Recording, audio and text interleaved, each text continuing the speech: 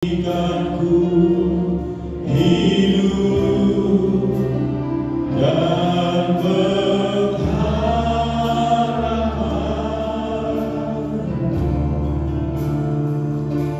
ku ikut kehendak-Mu, ku ragu-ragu. Ku nyatakan janjiku kepadamu.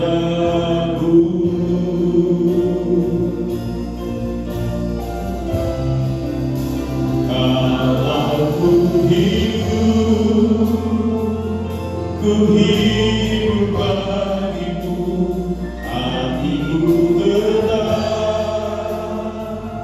tenang menyembahmu. Dunia tak bisa menjauhkanku dari kasih-Mu.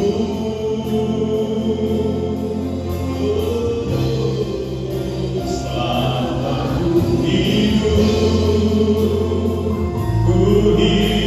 bagimu, mataku tetap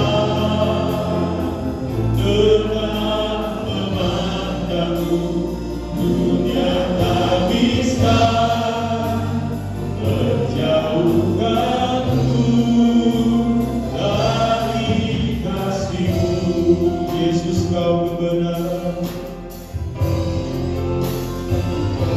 Yesus, Kau kebenaran yang menyelamatkanku.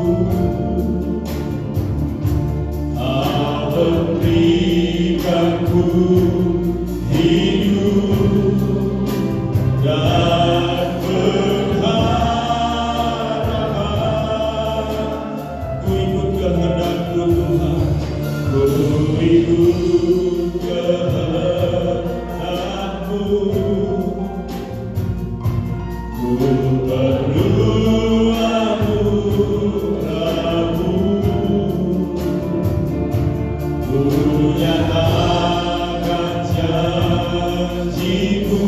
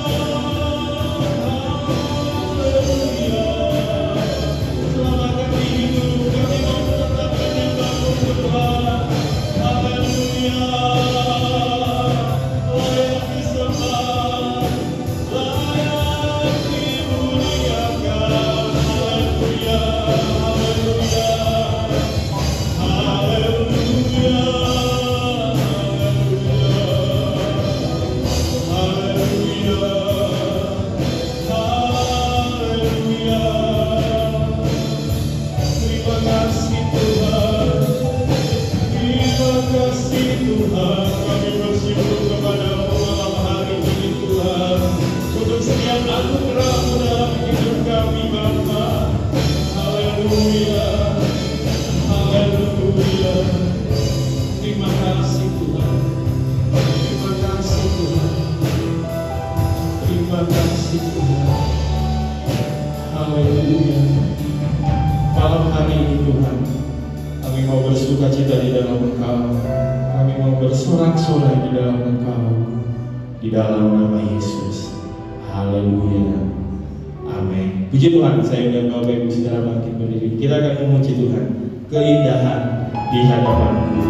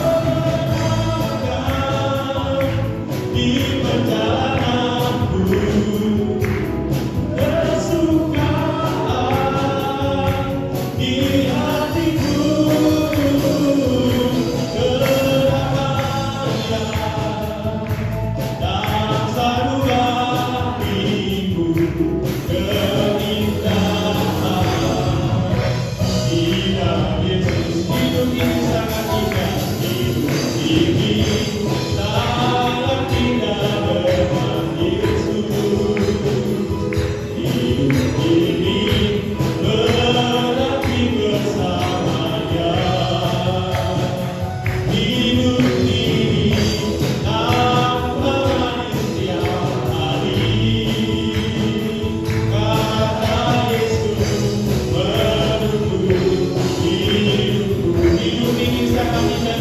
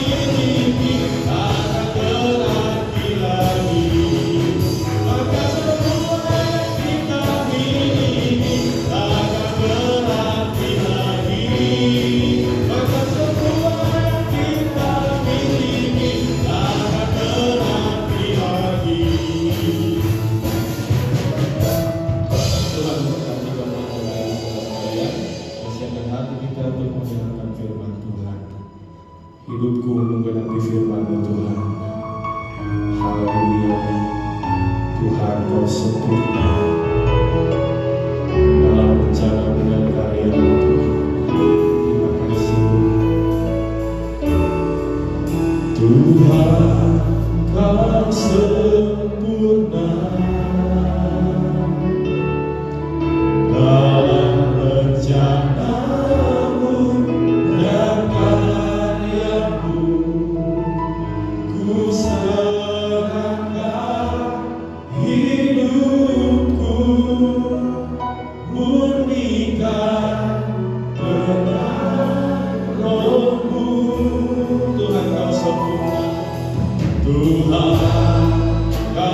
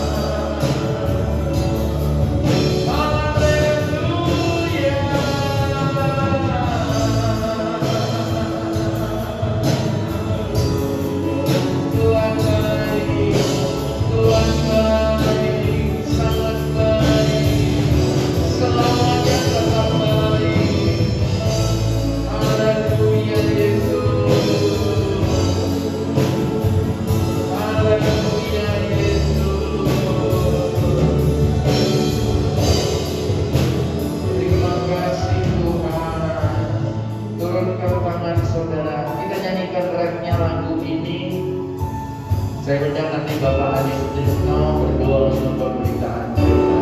Hidupku bergerak di firman-Mu.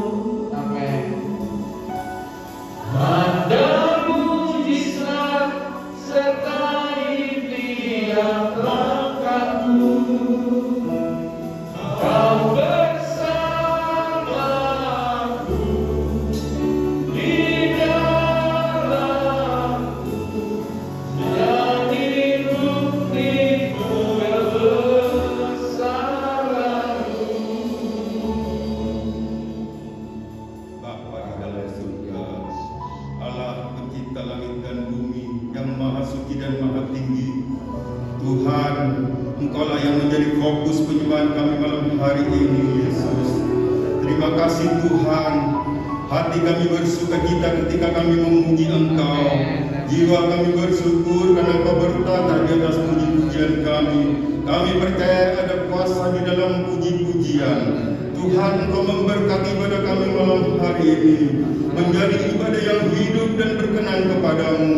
Terima kasih Tuhan, mari sucikan, kuduskan hati kami Tuhan.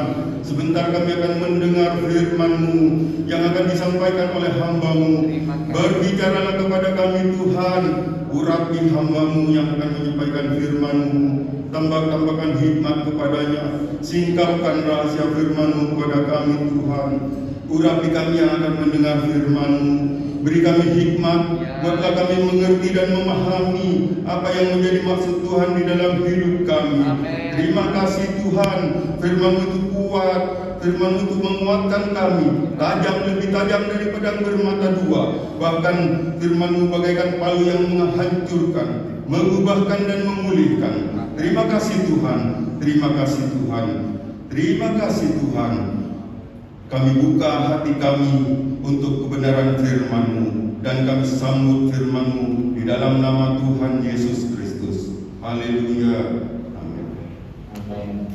Puji Tuhan, selamat malam untuk kita semua. Malam hari ini saya akan berkhotbah dengan judul Hidup Ini. Ya. Apa arti hidup ini? Apa arti hidupku ini? Ya, saudara-saudara, mari kita buka kitab 2 Samuel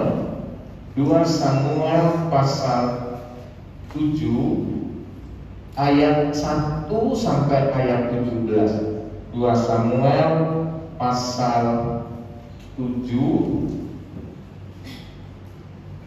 ayat 1 sampai 17. Ayat 1 sampai 17. Mari kita baca bersama-sama. Ayatnya ini panjang. 2 Samuel pasal 7 ayat 1 sampai 17. Sudah dapat?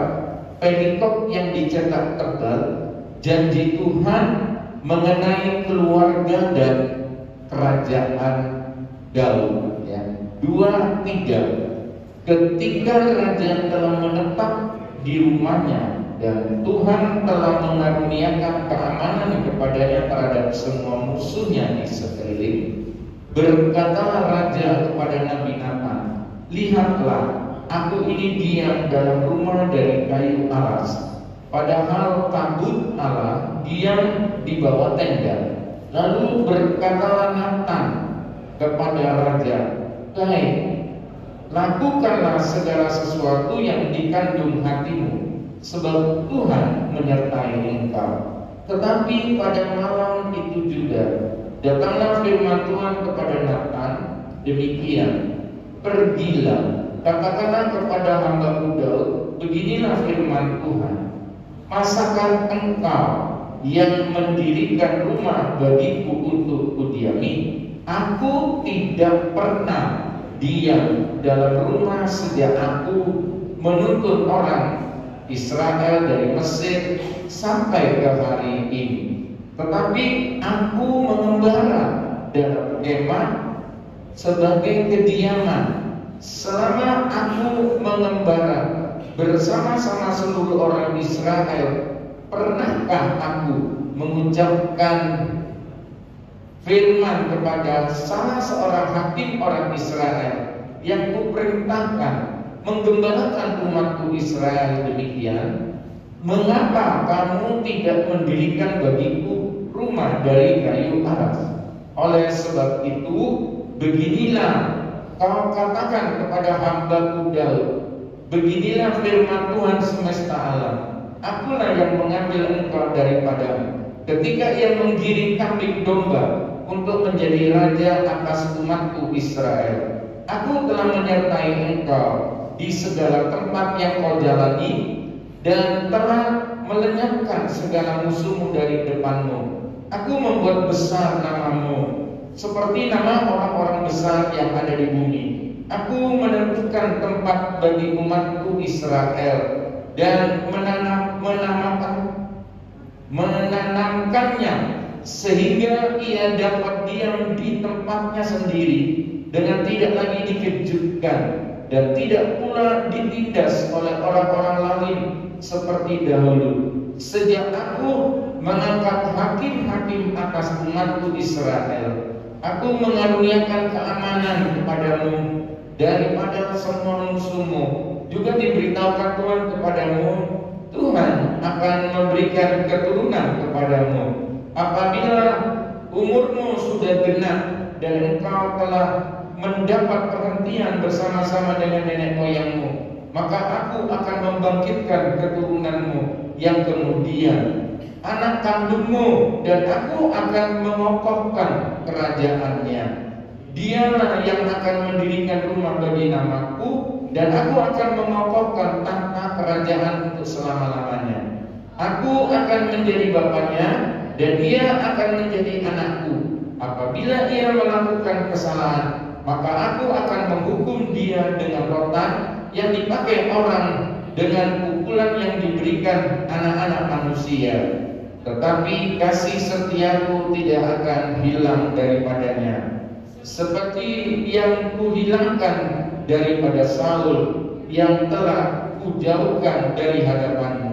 Keluarga dan kerajaanmu akan kokoh untuk selama-lamanya di hadapanku. Tahtamu akan kokoh untuk selama-lamanya. Tetapi seperti perkataan ini dan tepat seperti penglihatan ini, Nathan berbicara kepada Daud. Kalau saudara baca ulang-ulang ini, mungkin saudara agak bingung, apa hubungannya khotbah saya, tema arti hidup ini dengan ayat-ayat ini. Orang kalau kayak Daud ini bagus sekali.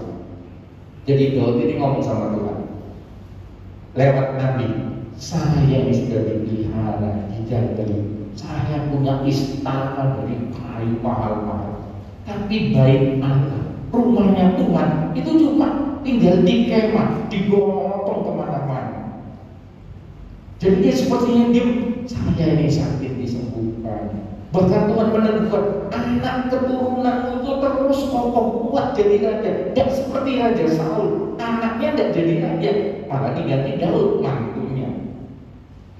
Dan ketika aku begini, kamu tahu kata Tuhan, ya, aku kan tidak pernah minta tempat sama kamu.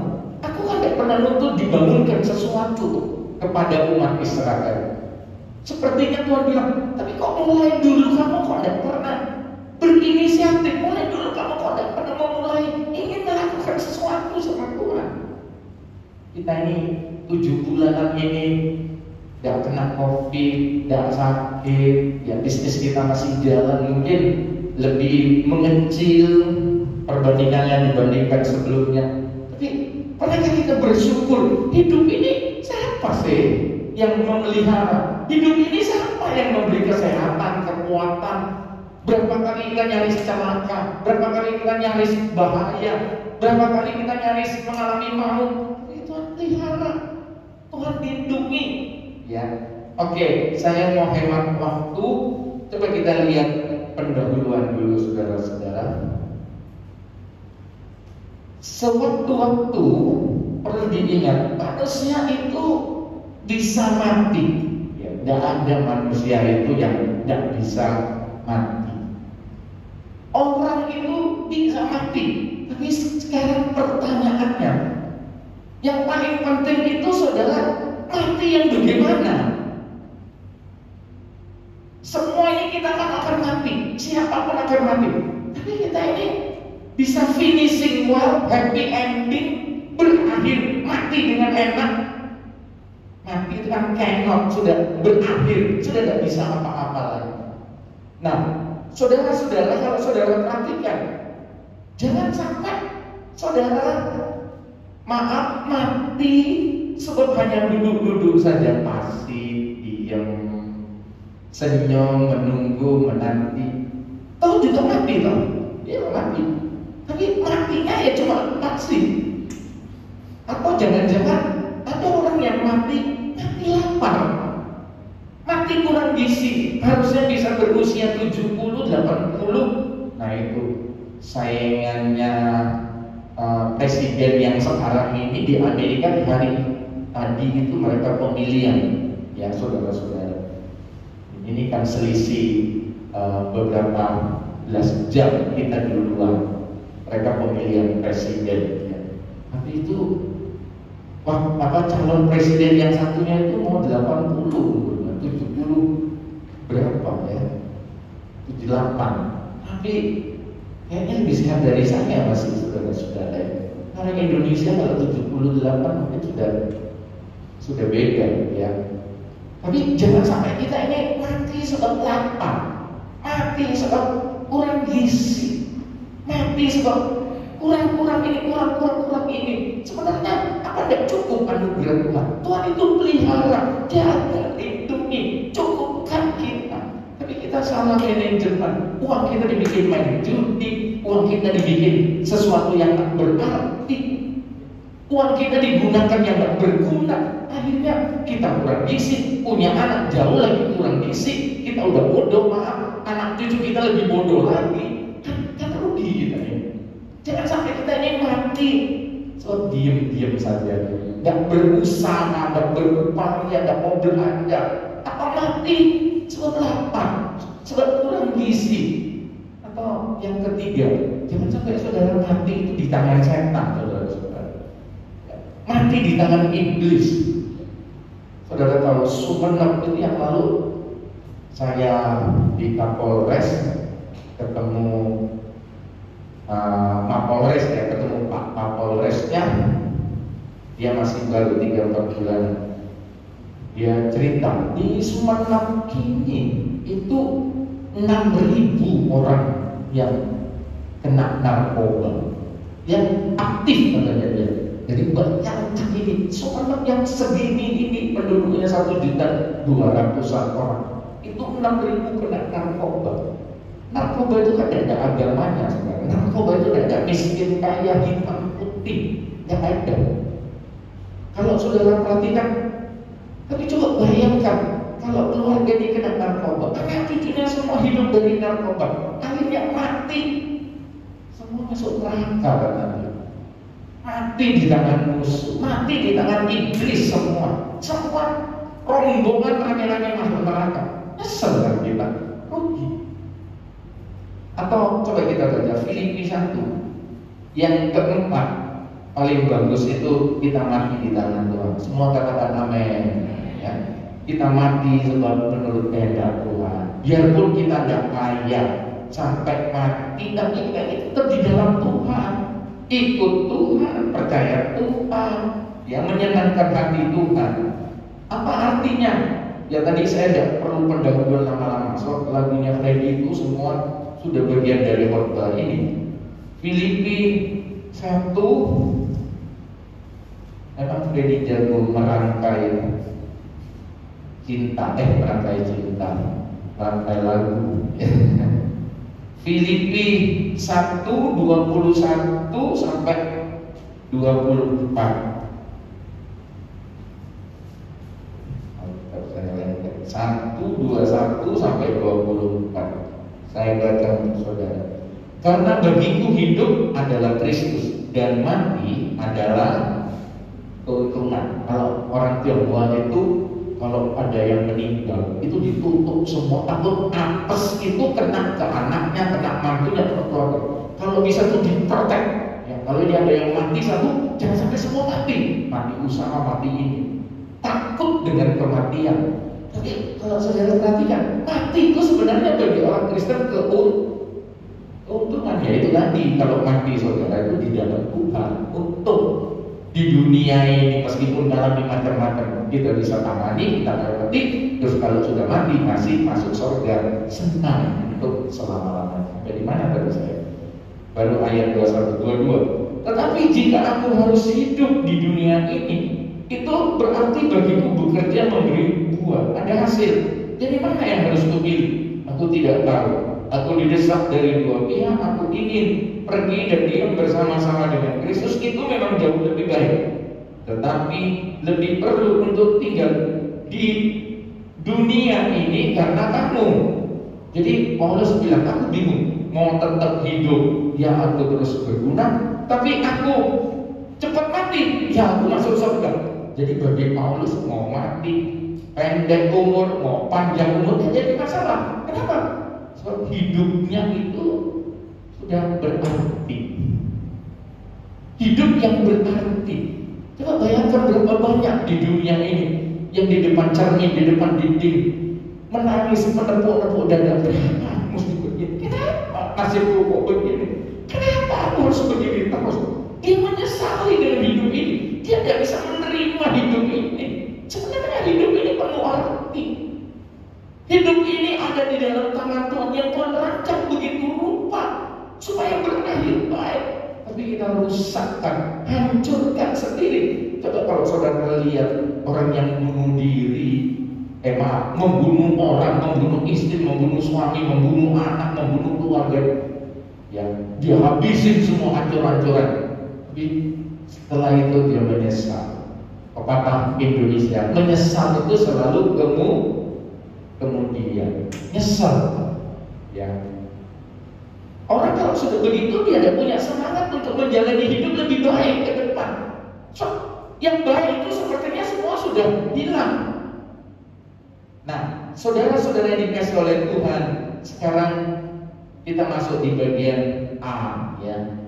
Coba saudara bertanya kepada diri sendiri. Nah, ini sekarang ngomong-ngomong tentang hidup kita ini. Saudara tidak usah tanya ke rumput yang bergoyang, tanya sama dukun, atau tanya kepada orang lain. Tapi coba mulai bertanya kepada diri sendiri. Mengapa saya ini masih hidup? Kok tidak mati 10 tahun yang lalu? Kok tidak mati 5 tahun yang lalu? Kenapa saya masih hidup ini? Coba baca Yohanes 13 ayat 7. Yohanes 13. Saya ada grup WA, satu angkatan sama saya. Satunya lapor, itu kemarin meninggal, itu meninggal. Terus ada teman yang lain.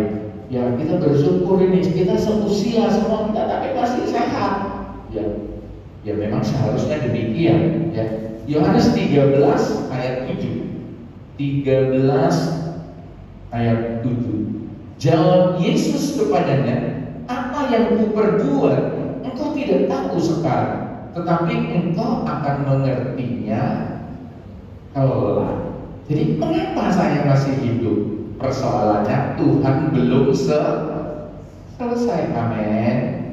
Jadi kalau saudara mengalami sesuatu, apakah jalani hidup ini? Sebab Tuhan belum selesai. Ini hidupku ini bagian dari proses. Aku masih jalani proses. Tak lewati terus. Jangan saudara menepuk-nepuk dan kenapa semua ini harus terjadi? Saudara menyesali hidup. Bahasa Inggrisnya kasta gitu, orang Madura bilang. Ya. Saudara-saudara, Tuhan itu belum selesai. Berarti kayak Tuhan itu belum selesai. Rencana Tuhan itu masih berlanjut. Rencana Tuhan masih panjang. Sekarang kamu tidak mengerti. Makanya ini kalau sudah kayak saya sudah 60 lebih, kalau menjelang tidur malam kami itu evaluasi, ngomongin tentang jemaat, bukan ngerasain apa. Kalau ini yang apa kita doakan, ngomongin tentang anak, mantu, cucu, saudara-saudara. Waktu kita evaluasi, ya Ya sudah, kesimpulannya kita lewati terus, kita bergumul terus, kita berdoa terus, jangan berhenti sampai di sini. Ini belum tamat. Besok matahari masih mau terbit, bukan besok sudah matahari tidak terbit nanti. Kita jalani terus saja sampai rencana Tuhan selesai. Tuhan tak pernah salah, ya. Oke, jadi kalau begitu kesimpulannya jangan main-main dengan hidup ini. Tolong saudara baca baik-baik. Kita harus mati secara terhormat. Sebab hidup ini amin. Saudara tahu Tuhan menciptakan kita itu tidak asal-asalan.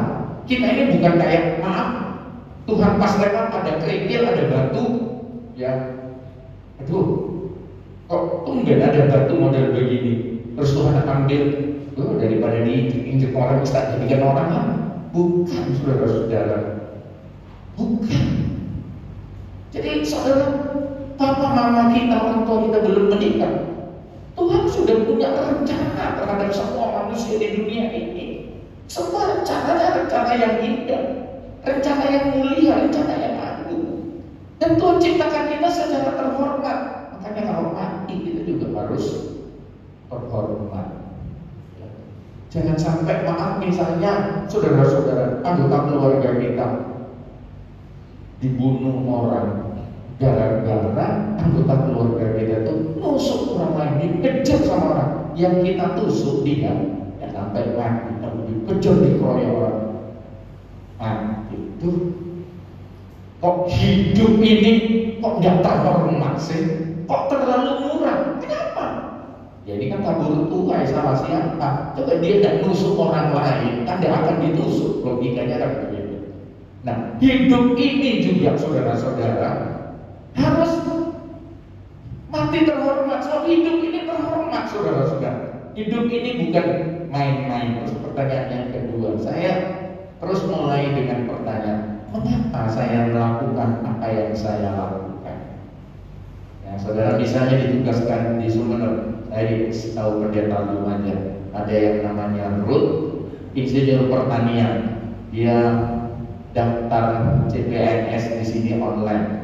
Jadi bayangkan pegawai negeri sini ini itu bukan cuma ngambil orang Sumeneb tok.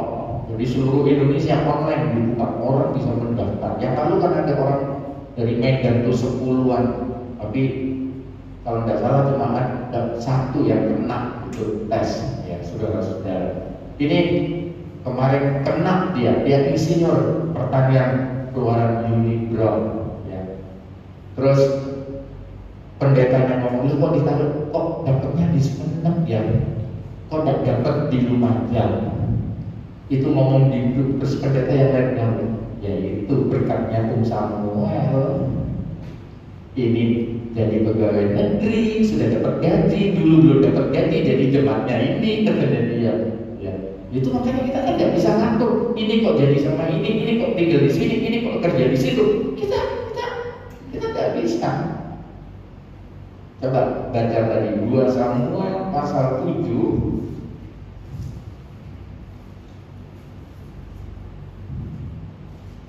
2 Samuel pasal 7 ayat 9. 2 Samuel pasal 7 ayat 9. Saya baca, aku telah menyertai engkau di segala tempat yang kau jalani dan telah melenyapkan segala musuhmu dari depanmu. Saudara tahu, saudara itu mulai dari lahir sampai sekarang, saudara jalan sempat kepleset. Kayak istri saya pernah dikurungi tukang becak, dikurungi becaknya itu nabrak pasir jatuh, jadi istri saya ditutupi becak gitu, becaknya terbalik. Ya saudara-saudara, kalau saudara perhatikan, sebenarnya kita sampai sekarang ini bisa ada sebab penyertaan Tuhan. Kita ini sudah berapa kali mau celaka. Ya saya sering bawa mobil, saya nabrak orang, ya pernah, ya kecelakaan pernah. Tapi itu semua disertai sama Tuhan. Jadi kalau saudara perhatikan, lihat ayat 9 itu. Aku telah menyertai engkau di segala tempat yang kau jalani dan telah melenyapkan segala musuhmu dari depan. Aku membuat besar namamu seperti nama orang-orang besar yang ada di bumi. Semua katakan amin. Amin. Ya, keluarga kita ini, cucu kita nanti akan jadi orang-orang yang besar. Artinya bukan gendut, badannya besar, tapi orang-orang yang berguna. Ya. Orang-orang yang berguna. Ya. Saudara-saudara yang dikasih oleh Tuhan. Jadi pertanyaan yang kedua, mengapa saya melakukan apa yang saya lakukan? Nah, biasanya alasan-alasan orang hidup, misalnya saya hidup untuk cari makan. Jadi kalau hidup cari makan, hidup hanya untuk makan, ya. Saya tidak perlu kaya, pokoknya bisa makan tiap hari sudah. Orang sudah ada yang hidup itu cuma nyari makan saja. Mau mempermuliakan Tuhan atau tidak, pokoknya makan saja, ya. Atau cari nama, popularitas supaya terkenal. Makanya saudara tokoh politik itu sampai berani bayar harga untuk jadi anggota DPR, untuk jadi bupati, untuk jadi gubernur. Pasti ada cost-nya, ada harga, ya. Mesti bayar mahal, ya. Nah, saudara-saudara cari nama, popularitas, atau ada lagi orang kalau ditanya, kamu kerja untuk apa sih? Ya, pokoknya senang-senang. Ada salah satu suku itu tradisinya di Indonesia itu, pokoknya dari pagi sampai malam kerja, dapat uang, buruh harian, langsung untuk minum, untuk makan, untuk pesta sepanjang malam ini. Besok kerja lagi, dihabisin malam itu juga. Jadi ada orang hidup ini kerja cari uang hanya untuk senang-senang saja. Nah, saudara-saudara, tapi ada orang yang hidup itu merasa sebab itu adalah panggilan. Jadi hidup itu adalah panggilan hidup. Jadi menjalani hidup itu sesuai dengan tujuan Tuhan. Jadi Tuhan itu menciptakan kita itu punya tujuan. Jadi kalau saudara hidup sesuai dengan panggilan yang Tuhan mau, rencana Tuhan yang Tuhan mau, supaya aku mempermuliakan Tuhan. Apalagi kalau saudara berangkat dari keluarga yang biasa-biasa, terus saudara berproses, Tuhan angkat seluruh keluarga kita ini tidak ada yang sarjana, semua ada yang sarjana, tapi saudara bisa sendiri jadi sarjana, dipromosikan sama Tuhan. Terus saudara jaga hati saudara, jaga hidup saudara, terus takut sama Tuhan. Akhirnya saudara jadi pimpinan, kepala satu perusahaan atau pimpinan di perusahaan negara dan sebagainya. Akhirnya saudara bisa ngangkat martabat keluarga di kampung saudara, sehingga keluarga itu bisa terbangun. Ya, keponakan-keponakannya bisa dikirim sampai ke luar negeri sekolah, bekerja. Satu orang ini. Nah, coba kalau saudara semua menyadari hidup ini karena panggilan.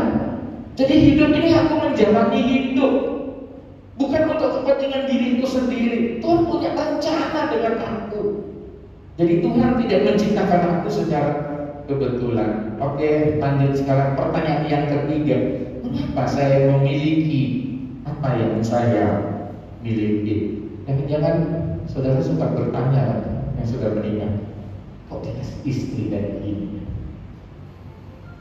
Kenapa kok aku dikasih suami kayak gini? Kenapa aku dikasih suami kayak suami tetangga tuh, gandeng-gandengan? Aku kok gini sih? Kenapa aku kok tidak punya anak kayak anaknya itu? Tiap hari ngasih makanan, ngiringin uang sama orang tua. Kalau ini anakku malah ngabisin uang. Kenapa saya memiliki apa yang saya miliki? Coba balik lagi 2 Samuel pasal 7 ayat 5. Perikop itu sebenarnya perikop perenungan hidup. Ya, satu perikop itu isinya perenungan hidup. Dan 2 Samuel 7 5 sampai 6. Pergilah, katakanlah kepada hamba-Mu Daud. Ini Tuhan perintahkan kepada Nabi. Beginilah firman Tuhan. Masakan engkau yang mendirikan rumah bagiku untuk kudiami? Aku tidak pernah diam dalam rumah sejak aku menuntun orang Israel dari Mesir sampai hari ini. tetapi aku selalu mengembara dalam kemah sebagai kediaman. Jadi mengapa saya memiliki apa yang saya miliki? Jadi sebenarnya saudara tahu, Tuhan memberkati kita supaya kita jadi. Makanya kalau saudara berdoa jangan jawab minta berkat, bahaya. Berarti saudara mulai egois. Tuhan berkati aku supaya aku bisa jadi berkat. Jangan jadi laut mati, semua bermuara, semua berakhir di situ. Dia tidak bisa menyalurkan kepada yang lain. Jadi saudara tahu, saya diberkati itu kayak orang main karambol, kayak orang main.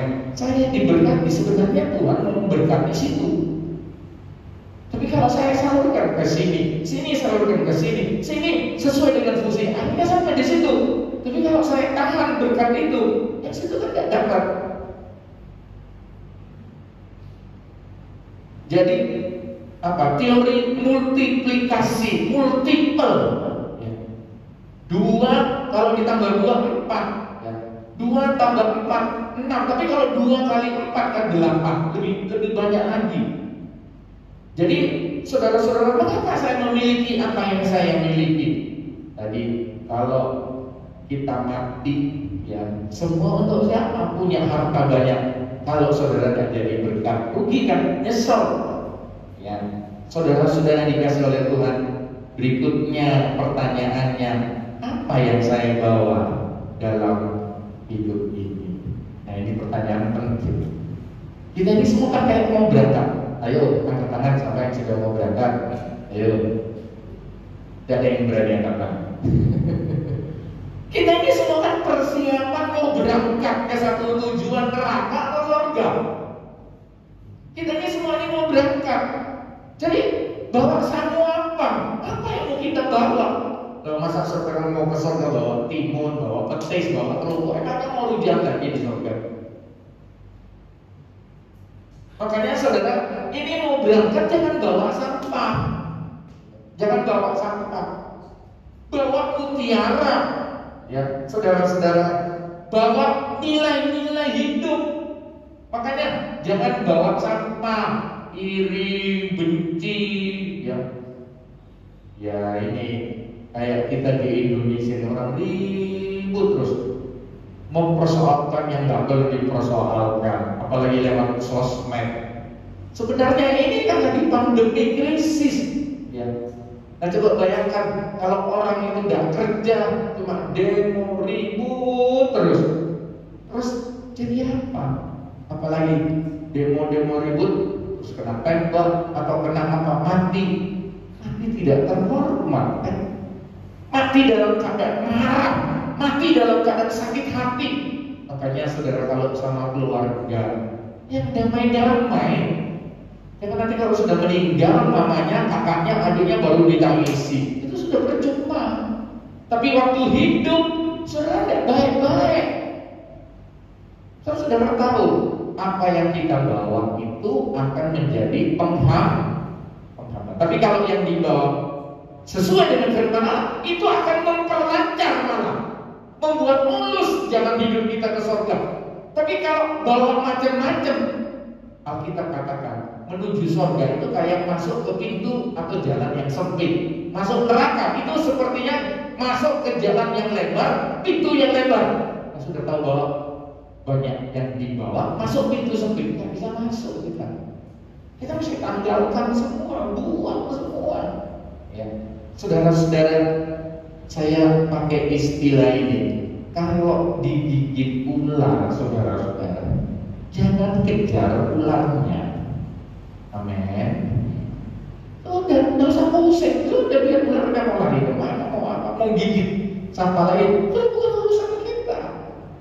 Kan kita cari dokter, obati, ya selesai. Jadi kalau sudah bisanya ular itu sudah ada jadi penderitaan, sudah selesai.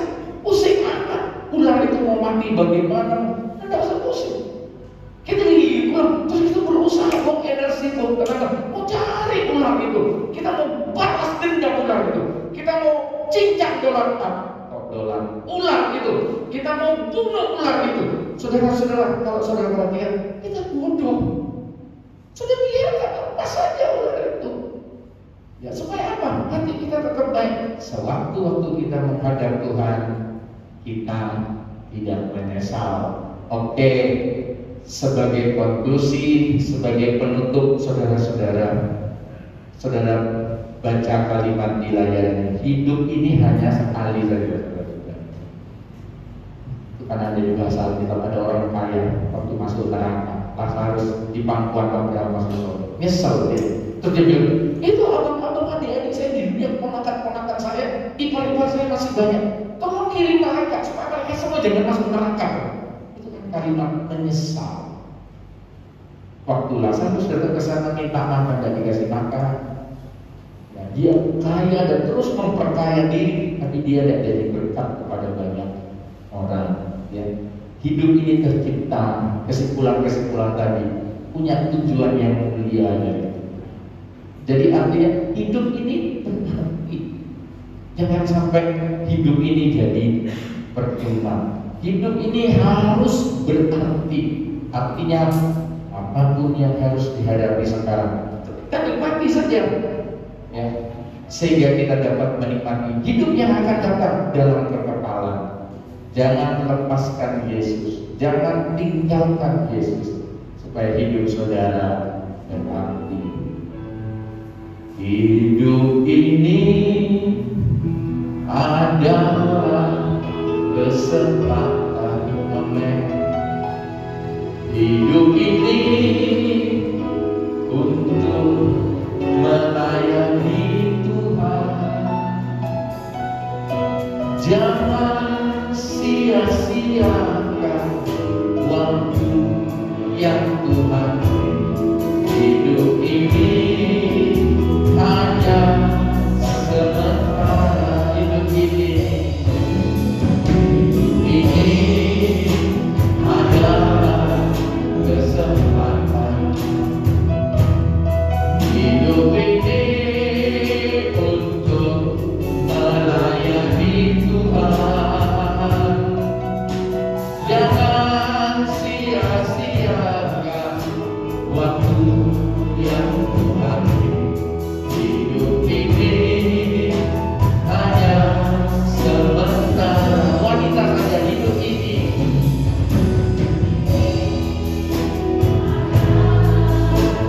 Amin, amin, amin. Malam ini kita mengevaluasi hidup kita.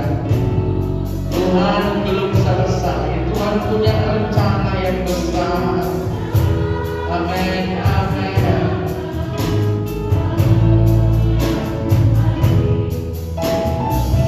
Amin. Pria saja hidup ini. Hidup ini adalah kesempatan. Hidup ini untuk melayani Tuhan. Jangan sia-siakan waktu yang Tuhan beri. Hidup ini hanya sementara. Mari kita berdiri semua. Oh Tuhan, pakailah hidupku. Semua taruh tangan kanan saudara di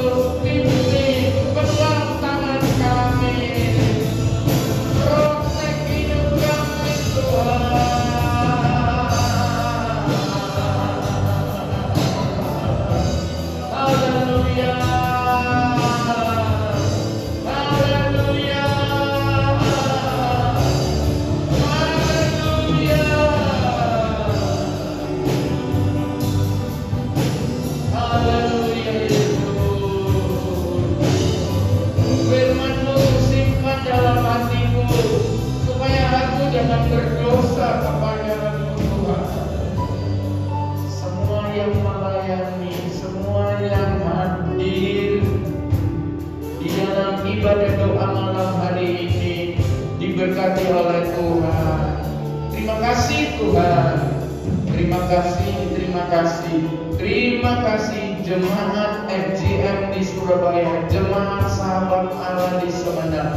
Dijaga, dilindungi, dipelihara, yang membangun rumah, yang membangun ruko, bahkan yang membangun usaha baru, yang akan melangsungkan pernikahan, bahkan yang sedang mengadakan perjalanan, atau yang sedang kuliah, Tuhan Engkau tolong.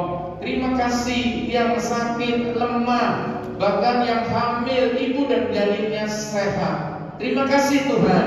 Terima kasih yang bermasalah rumah tangganya, Tuhan pulihkan dengan caramu yang ajaib itu Tuhan. Terima kasih. Meskipun kami hidup di dunia ini tidak terlalu kaya, tidak terlalu populer, tapi yang penting kami mau hidup ini berkenan kepada Tuhan. Sehingga apabila kami dipanggil pulang ke rumah Bapa, kami layak masuk dalam kerajaan surga. Terima kasih Tuhan. Sekali lagi berkati usaha pekerjaan anak-anak-Mu ini. Mereka semua ini punya masa depan yang baik. Terima kasih Tuhan. Terima kasih. Di toko, di pasar, di tambak, di bengkel, di pabrik, dimanapun mereka Tuhan jaga dan lindungi. Tolong Indonesia menghadapi krisis COVID ini Tuhan. Masa pandemi ini menjelang pemilu kada juga, Tuhan tolong. Terima kasih Tuhan. Semua padakan kedua tangan minta berkat. Engkau Allah Jehovah Jireh, Engkau Allah El Shaddai. Untuk itu kiranya anugerah dan sejahtera Allah Bapa, cinta damai di dalam Yesus Kristus, persekutuan, kekuatan, sukacita, semangat dari Roh Kudus turun atas kami semua hari ini, besok, bahkan sampai Maranatha. Yesus datang kedua kalinya di dalam nama Tuhan Yesus Kristus. Semua yang percaya berkata amin. Selamat malam, Tuhan memberkati kita semua.